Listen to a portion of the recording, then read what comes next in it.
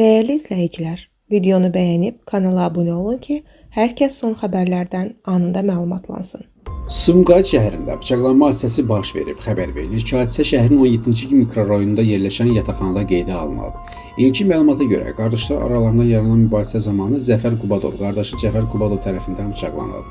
Yaralı Sumqayıt şəhər təcili tibbi yardım xəstəxanasına çatdırılıb, ona lazımi tibbi yardım göstərilib. Hadisəni törətməkdə şübhəli bilinən Qubadov polis əməkdaşları tərəfindən saxlanılıb. Faktla bağlı araşdırma aparılır.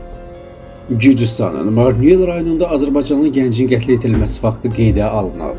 Məlumata görə 20 yaşlı Ümid Bayramov naməlum şəxs tərəfindən boğaz nahiyəsindən bıçaqlanıb. O xəstəxanaya çatdırılsa da həyatını xilas etmək mümkün olmayıb.